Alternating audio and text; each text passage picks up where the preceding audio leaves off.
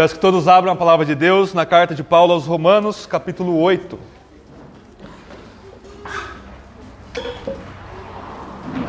Semana passada nós vimos que nós desejamos um feliz ano novo a todos nesse começo de ano e que felicidade tem a ver com a mortificação dos nossos pecados. E o que seria um sermão viraram 3 em Romanos 8:13. Então esse é o segundo sermão, semana que vem a gente fecha essa nossa meditação nesse versículo 13 de Romanos 8. Hoje nós vamos ver especificamente o que significa ou alguém viver segundo a carne. Romanos capítulo 8, vamos ler verso 12 e 13. Depois da leitura, eu irei dizer: essa é a palavra do Senhor. Todos que creem respondam com amém. E nós vamos orar mais uma vez. Todos acharam? Carta de Paulo à igreja em Roma, carta aos Romanos, capítulo 8, verso 12 e 13, diz assim: portanto, irmãos, somos devedores, mas não a carne, para vivermos segundo a carne. Porque se viverdes segundo a carne, morrereis. Mas se pelo Espírito mortificardes as práticas do corpo, vivereis. Verso 13 de novo. Porque se viverdes segundo a carne, morrereis. Mas se pelo Espírito mortificares as práticas do corpo, vivereis. Essa é a palavra do Senhor. Amém? Vamos orar? Senhor Deus Santíssimo, estamos diante da sua palavra que nos desnuda e nos coloca diante de Ti, sem nenhuma esperança em nós mesmos, sem justiça própria, apenas, ó Deus, com a certeza de que Cristo é o único caminho ao Senhor, o único, suficiente, perfeito caminho até Ti, ó Deus, que o Senhor abriu através da própria abertura do Seu Filho na cruz, ao ser rasgado por causa dos nossos pecados. Que o Seu Espírito aplique a obra de Cristo em nossas vidas, fale conosco, nos ilumine, nos santifique e nos conceda o Seu poder para entendermos, amarmos e vivermos a Sua palavra, Deus. Que ela seja uma realidade vívida e transformadora em nossas vidas. É o que nós te pedimos, em nome de Jesus. Amém. Irmãos, na semana passada nós vimos especificamente o que significa pelo Espírito nós mortificarmos as práticas do corpo, nós veremos. A gente viu especificamente o que significa nós mortificarmos nossos pecados pelo Espírito. E a gente viu uma teologia do Espírito aqui na carta aos Romanos. E para resumirmos, que tinha muita gente ausente, nós vimos que em Romanos, Paulo começa falando que o Espírito, ele inspira as Escrituras e ele ressuscitou Jesus dentre os mortos, declarando com poder e publicamente que ele é o Filho de Deus, que ele é o Messias, que ele é o nosso Salvador. Então a obra do Espírito, primariamente, ela tem a ver não conosco, mas com Jesus. E ao levantar Jesus dos mortos, o Espírito ele inaugura a nova criação, ele antecipa a ressurreição final na própria pessoa do Filho de Deus. E ao inaugurar a nova criação, aí sim ele habita em nós. Romanos 8, a partir do verso 10, 11 e 12, ele vai nos dizer que se o Espírito que levantou Jesus dos mortos habita em nós, ele também vai levantar o nosso corpo no último dia, ressuscitando-nos dentre os mortos. Ou seja, a ressurreição ela acontece em 3 etapas. Jesus, no meio da história, ressuscita dentre os mortos. Nós, espiritualmente, na nossa conversão, ressuscitamos dentre os mortos, ganhamos essa nova vida do Espírito, que é a mesma vida que levantou Jesus dos mortos. E isso garante de forma absoluta a nossa ressurreição corpórea final, no último dia, quando Jesus voltar, consumando todas as coisas. E nós vimos que Paulo, ele não especifica um modo, aqui em Romanos 8:13, que nós podemos nos valer do Espírito para mortificarmos nossos pecados. Ele simplesmente declara: se vocês mortificarem os seus pecados pelo Espírito, vocês vão viver. E a resposta nossa, para não ficar muito abstrato, muito no reino das ideias, por que Paulo não especificou o como nós fazemos isso? Ele apenas diz o fundamento disso, que é o Espírito. Nós vimos que ele não disse isso porque estava desde Romanos 1 até o final, mostrando para nós como o Espírito que habita em nós se vale da nossa vida para nós mortificarmos os feitos do corpo, e ele faz isso pelos meios de graça. E nós vimos que os meios de graça podem parecer muito banais para nós, mas só se nós olharmos para ele com olhos carnais. A gente precisa de uma renovação da nossa mente para olharmos para os meios de graça de forma como eles realmente são. Os meios de graça são os meios do Espírito para causar vida em nós e matar os nossos pecados. E tudo isso fundamentado em Jesus. Joe Owen vai dizer que a morte dos nossos pecados só é possível por causa da morte do Filho de Deus na cruz romana. E nós vimos então que oração é um meio que o Espírito usa para nos santificar. Ele vai dizer no próximo versículo que nós não recebemos o espírito de escravidão, mas o Espírito de Jesus, da qual nós clamamos Abba, Pai. E no restante do capítulo 8 de Romanos, ele vai dizer que mesmo em nossas fraquezas, no meio da tribulação, do sofrimento e da morte, o Espírito, ele intercede por nós, com gemidos que não se expressam por palavras humanas, inexprimíveis. E, portanto, oração é essa obra extraordinária do Espírito que habita em nós, se comunicando com o Pai e nos fazendo participar dessa comunhão discursiva, intratrinitária, com o próprio Deus. E essa comunhão com o Pai, através do Filho pelo Espírito, é o que nos santifica.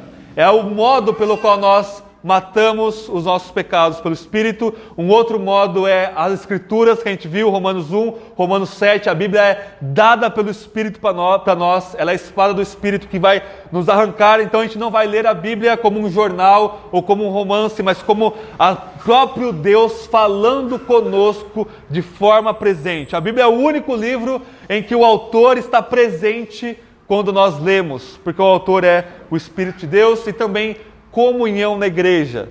Romanos 12, Romanos 13, 14, a comunhão nossa na igreja, uns com os outros, servindo uns aos outros em amor, é o que o Espírito usa também para matar os nossos pecados. A gente viu também sofrimento, evangelização, todos esses são os meios pelo qual o Espírito usa para causar em nós vida e garantir a vida eterna entre nós. Eu quero focar essa manhã, irmãos, uma frase anterior. Vejam comigo Romanos 8,13 de novo. Nessa primeira frase do versículo. Porque se viverdes segundo a carne, morrereis. Essa manhã nós vamos ver o que a carta de Paulo aos Romanos vai nos ensinar do que significa nós vivermos segundo a carne. Ou carne aqui como um sinônimo de pecado, como um sinônimo de viver ainda debaixo da lei sem a graça de Deus, ou como um sinônimo de viver uma morte espiritual aqui em Romanos. Então, se nós vivermos segundo a carne, morreremos, mas se nós vivermos mortificando nossos pecados pelo Espírito, nós viveremos. A gente viu que não é uma opção, não é uma escolha. Paulo não coloca você como um agente livre que pode escolher. Não, eu acho que eu vou viver segundo a carne, ou não, eu acho que eu tenho a possibilidade de viver segundo o Espírito. Não, ele está colocando dois padrões de vida e nós precisamos nos avaliar qual que é o padrão que nós estamos nos encaixando para viver. Se você está vivendo segundo a carne, é porque você não é um cristão de verdade. E você está entregue aos seus pecados. E isso você vai ter a morte eterna, você vai morrer, e essa morte eterna já está atuando na sua vida com a morte espiritual. Mas, se por outro lado, tem um outro grupo de pessoas, que é aqueles que têm o Espírito, e Paulo vai dizer em Romanos 8, que se você não tem o Espírito de Cristo, você não pertence a Jesus, mas aqueles que têm o Espírito, eles vão mortificar os feitos do corpo, e eles vão, portanto, ter a vida final na vida eterna com Deus. O que significa, então, vivermos de acordo ou segundo os padrões, segundo o molde da carne ou do pecado? Em primeiro lugar, viver uma vida segundo a carne, irmãos, é viver uma vida desconectada da glória de Deus. É viver uma vida inautêntica, uma vida inglória, uma vida falsificada, uma vida que está desligada da glória de Deus. Abram comigo em Romanos 3.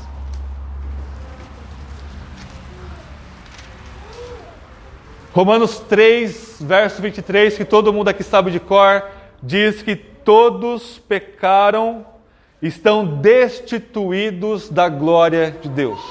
Todos, sem exceção, todos os seres humanos pecaram. E vejam que o pecaram aqui, ele está no passado já. Não é todos vão pecar, ou todos têm a possibilidade de pecar. Não, todos, já na sua concepção, a partir do momento que você inclui-se como ser humano, na concepção dentro da barriga da sua mãe, você já está em pecado.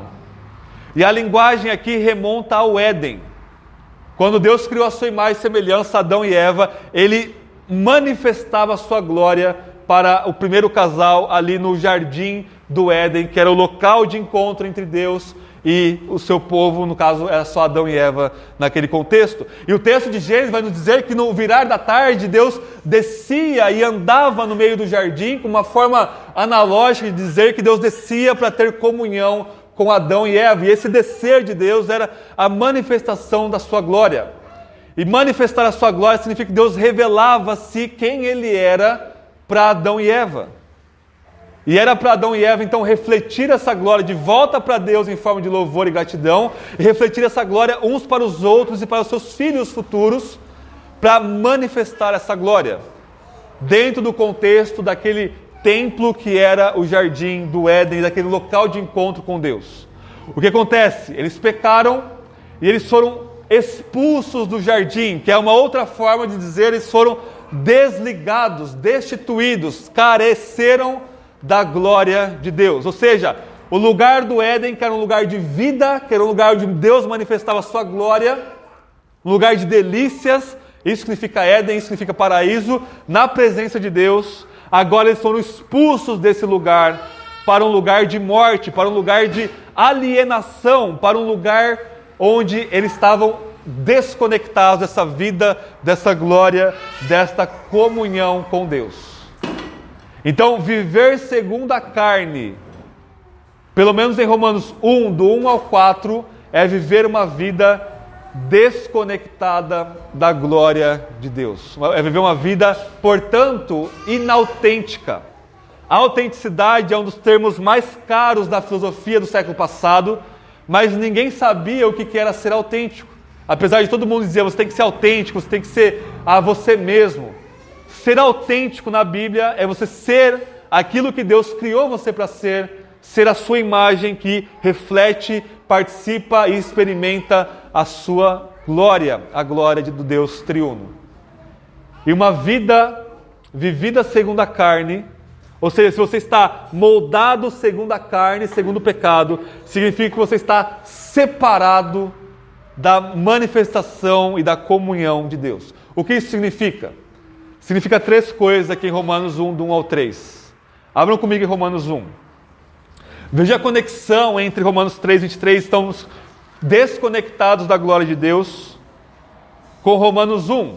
Romanos 1, do 18 até o final do capítulo, Paulo vai falar da pecaminosidade dos não-judeus, dos pagãos. E ele vai dizer que essa pecaminosidade é tão grande que constitui-se em três trocas, três substituições. Primeira, veja comigo o verso 23 de Romanos 1. Substituíram a glória do Deus incorruptível por imagens e semelhança de homens corruptíveis, aves, quadrúpedes e aos répteis. É por isso que Deus entregou a impureza sexual ao desejo ardente de seus corações para desonrarem seus corpos entre si. Ou seja, uma vez que se perde a glória de Deus, o ser humano que foi feito para a glória, ele substitui a glória de Deus pela glória da criação. E ele começa a adorar a criação em vez de adorar o Criador. E a consequência dessa troca suprema da glória de Deus pela glória deste mundo, que não é nada sem a glória de Deus, é a segunda troca, verso 25. Substituíram a verdade de Deus pela mentira e adoraram e serviram a criatura em lugar do Criador, que é bendito eternamente. Amém. Irmãos, viver segundo a carne é viver desconectado da verdade de Deus. É viver segundo a mentira. Você pega a verdade de Deus e você troca ela pela mentira. É você amar, viver, acreditar em histórias e narrativas mentirosas.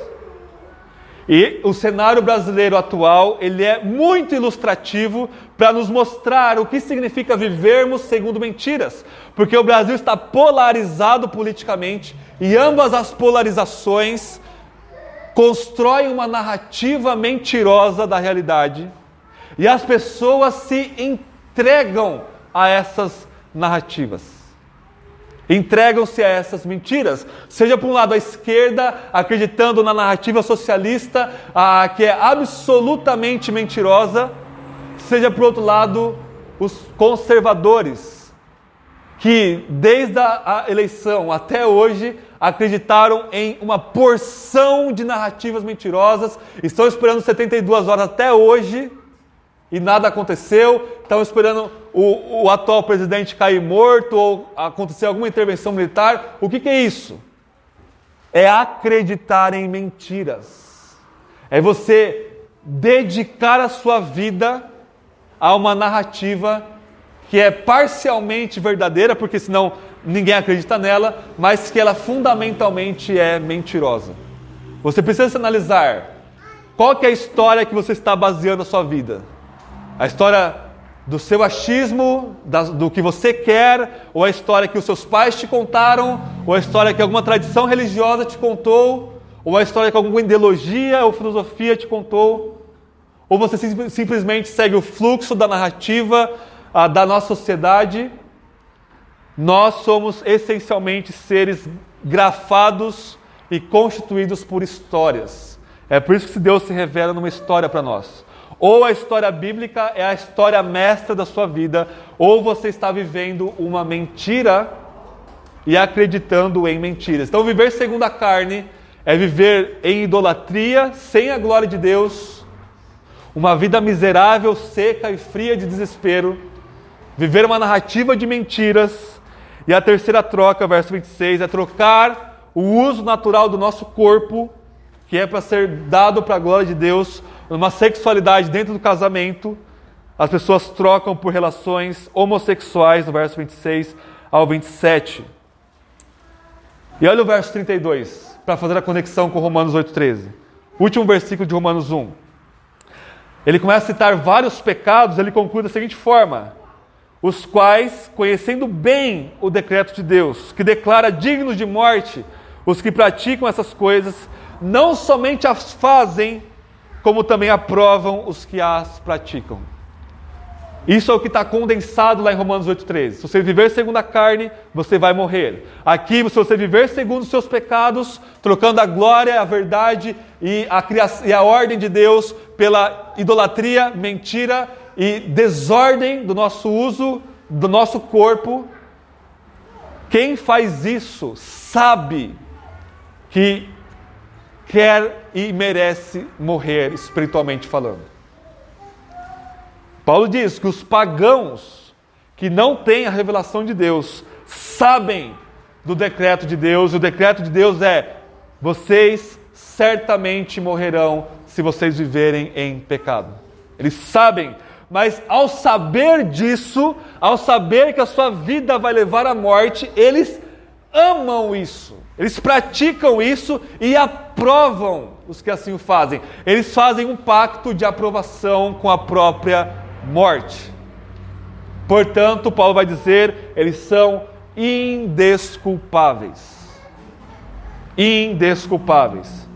Mas a partir do capítulo 2, em segundo lugar, não somente os pagãos vivem segundo a carne e morrem, mas também os religiosos. Ele se volta para os judeus e diz: olha, vocês, no capítulo 2 de Romanos, que julgam os gentios por viverem em pecado aberto, vocês também vivem em pecado. Ou seja, uma vida segundo a carne, quando ela ganha roupagens religiosas, ela se caracteriza por hipocrisia, falar o que não vive e julgar os outros segundo aquilo que não vive. E portanto, Paulo vai dizer também: olha, vocês desprezam a paciência de Deus que nos leva ao arrependimento.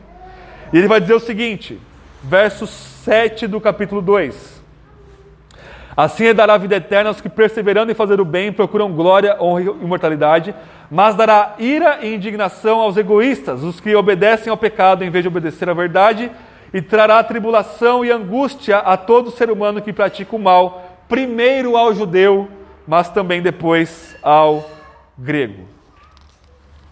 Viver segundo a carne é viver de forma pública e aberta em pecado, como os pagãos aqui em Roma, ou viver numa religiosidade hipócrita, como os judeus em Romanos 2. E isso é resumido para nós em Romanos 3, verso 10, que nosso irmão Rafael leu para nós. Romanos 3, não há um justo, nenhum sequer, não há quem entenda, não há quem busque a Deus.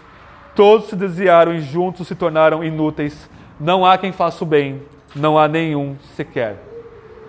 Então, o que significa vivermos segundo a carne? É não entender as verdades de Deus, não desejar o próprio Deus e não viver de acordo com a vontade de Deus.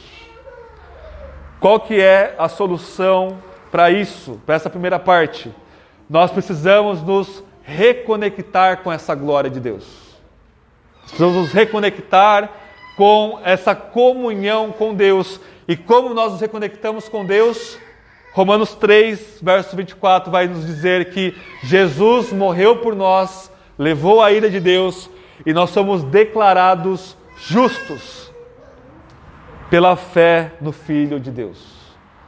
Ou seja, o único modo de você sair desse oceano de lama e de pecado que você está e de não viver segundo a carne que leva para a morte, é você colocar a sua fé no Filho de Deus que morreu por nós.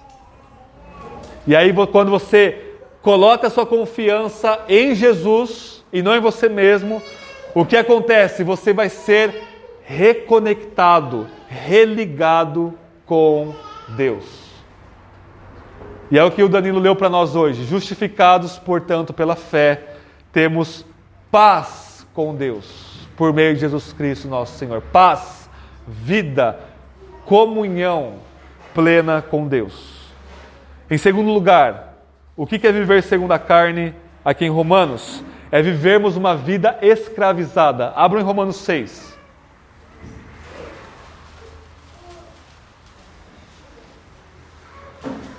Romanos 6,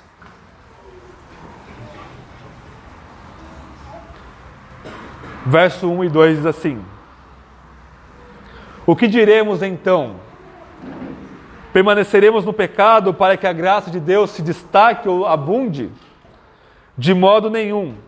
Nós que morremos para o pecado, como ainda viveremos nele?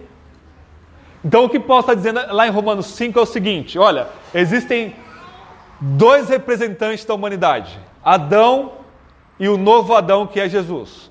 E você está ou em um ou em outro. Se você está em Adão, que é o seu representante diante de Deus, você é caracterizado por morte, por pecado e por tudo que é desgraça na vida. Se você está conectado a Jesus, você é caracterizado por graça, por vida, por superabundância de uma nova vida que há nele. E ele vai dizer que onde abundou o pecado de Adão, superabundou a graça do nosso Senhor Jesus Cristo. É isso que ele está falando, que a obra de Jesus, em sua obediência até a morte na cruz, é infinitamente maior do que a obra de desobediência de Adão. E olha que a obra de Adão ela é muito grande, porque Paulo vai dizer o seguinte: olha, pela desobediência de um só ato de um homem, querer ser Deus e comer do fruto proibido, veio a morte para toda a humanidade. É isso que ele está falando. Olha o tamanho da obra de Adão aqui. É a maior obra perversa da história. Um só ato, ele colocou todos nós, todo ser humano, em pecado e condenação. Mas ele vai dizer, se por um só ato de obediência, Jesus ter morrido na cruz por nós, a graça superabundou nossas vidas. Ou seja, quem está em Adão, todos os nossos pecados foram apagados. E essa obra, ela é muito maior do que a obra de Adão. E aí que vem a pergunta, bom, se eu estava em pecado e estar em pecado, superabundou a graça, então quer dizer que se eu viver mais em pecado, eu vou evidenciar mais ainda a graça de Deus, a graça de Jesus. E Paulo vai dizer, de forma alguma. Porque se nós morrermos para o pecado, como ainda viveremos nele?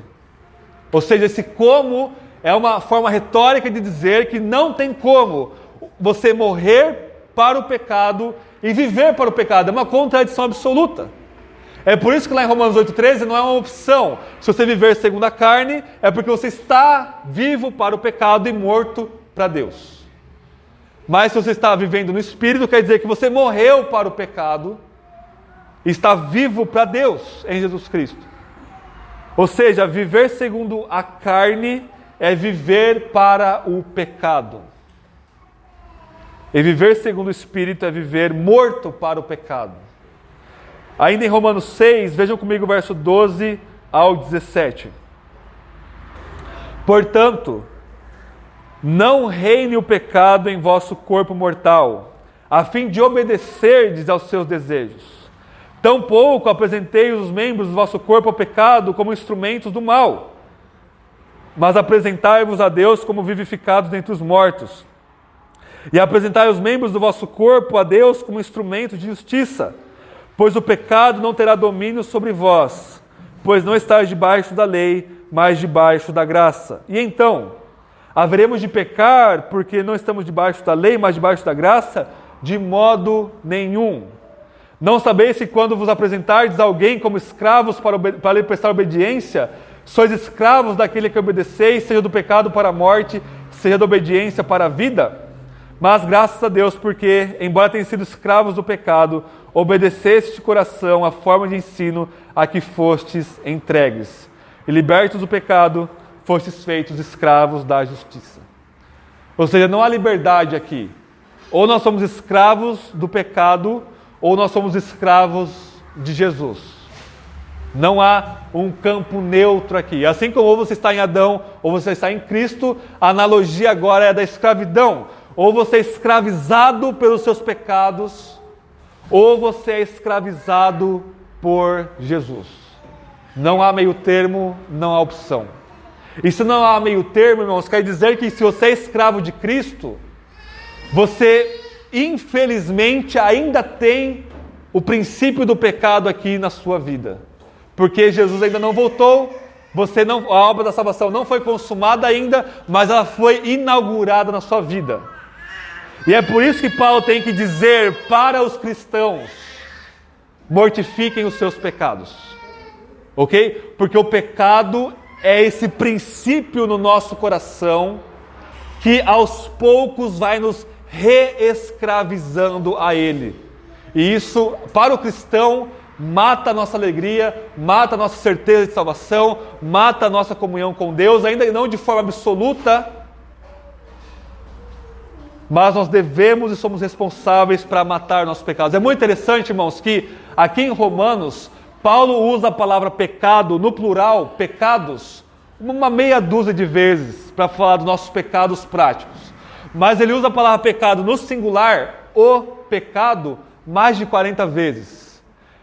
Para Paulo, aqui em Romanos, ele personifica o pecado.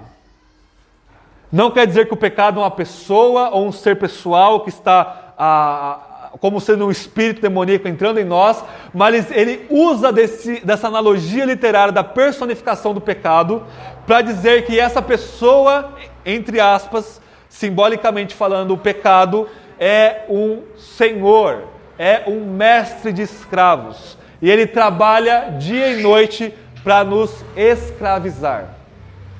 É isso que o pecado faz.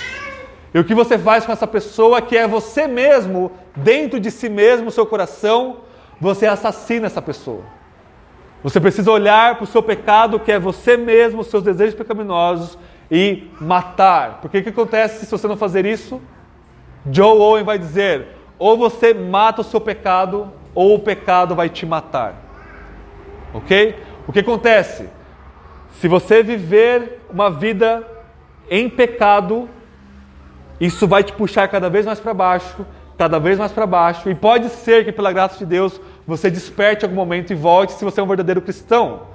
Mas se você não é, você vai afundar em apostasia e morrer, e não há mais esperança para você quando isso acontecer. É vida ou morte aqui, irmãos. Ok? Não sejam hipercalvinistas, no sentido de estar tudo determinado por Deus e eu não sou responsável por nada. Não, a fé reformada vai dizer que Deus é soberano e você é responsável. E Deus usa a sua responsabilidade para te manter na fé pelo poder do Espírito. Romanos 6, ainda verso 20 ao 23, para terminarmos esse segundo ponto.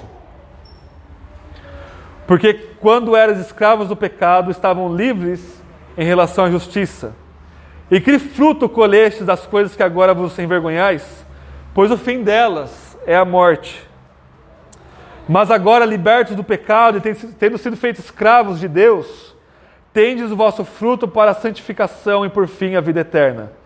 Porque o salário do pecado é a morte, mas o dom gratuito de Deus é a vida eterna em Cristo Jesus, nosso Senhor. Ou nós somos escravos de Deus, ou nós somos escravos de Cristo. Conclusão, como nós nos tornamos cada vez mais escravos de Deus? Romanos 12.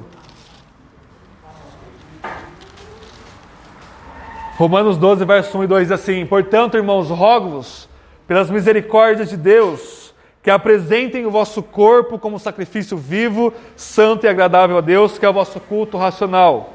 E não vos amoldeis ao esquema deste mundo, mas sedes transformados pela renovação da vossa mente, para que experimenteis qual seja a boa, agradável e perfeita vontade de Deus. Então o que você faz? Você pega o seu corpo que Deus te deu e apresenta como um culto a Deus. E é interessante que a palavra culto racional também significa culto autêntico. Você vai ter a sua vida autêntica quando você cultua a Deus, e aí você não é moldado pelo mundo, pelo pecado e pela carne, você é moldado pela própria vontade de Deus. E em terceiro e último lugar, irmãos, viver segundo a carne, aqui em Romanos, significa ter uma certa mentalidade. Abram comigo em Romanos 8, verso 5.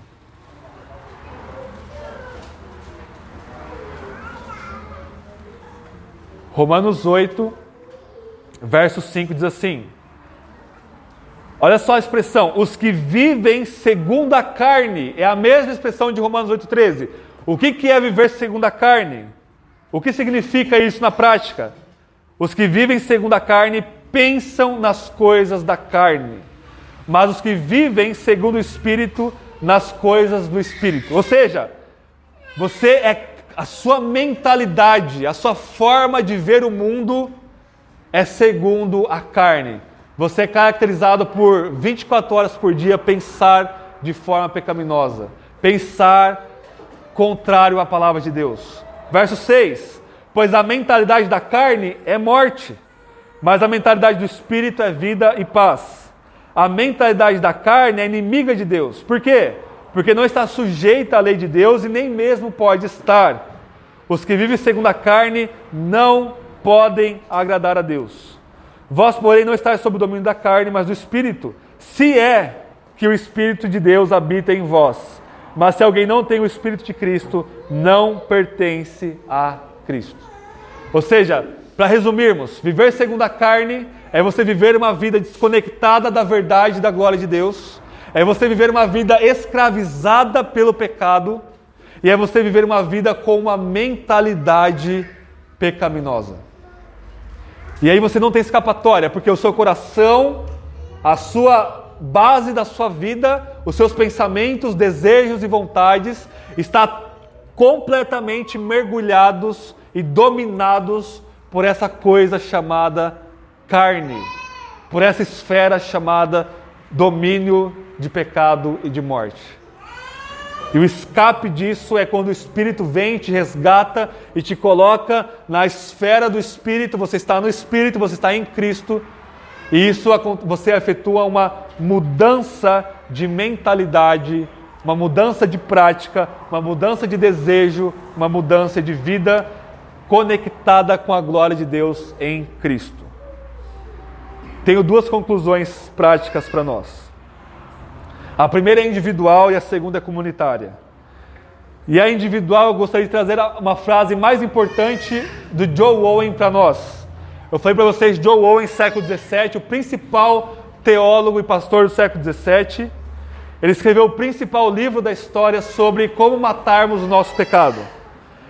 E escutem como Joe Owen, encara o pecado e ele consegue, quase como se fosse um médico do pecado, diagnosticar e ver cada movimento do pecado na nossa alma. Ele vai dizer o seguinte, ele vai rastrear o pecado da seguinte forma: o pecado move-se. Ele vai mostrar como o pecado se movimenta. Em primeiro lugar, arrastando o intelecto para longe de Deus, seduzindo as emoções, corrompendo os desejos e paralisando a vontade. É isso que o pecado faz. A primeira coisa que o pecado faz é pegar os seus pensamentos e lançar eles o mais longe possível de Deus. Ou seja, se você está usando os meios de graça, mergulhado na Bíblia e na oração e na vida de comunidade, os seus pensamentos estão encharcados das coisas de Deus. Qual que é o trabalho do pecado? É paulatinamente te levar a viver uma mentalidade longe disso. O que ele vai te fazer? Vai te colocar as preocupações do dia a dia, vai te colocar a desejos pecaminosos diante dos seus olhos, vai te colocar procrastinação e tédio para você não pensar nas coisas de Deus, preguiça espiritual e tudo quanto é tipo de coisa para que os seus pensamentos voem para longe de Deus. Primeira coisa que o pecado faz. Segundo, ele vai seduzir as suas afeições. Quando ele cativa o seu pensamento, ele parte para as suas emoções e vai dizer, olha, você vai ter que amar esse pecado, e aí as coisas de Deus elas começam a se esvanecer, você perde o prazer nas coisas de Deus.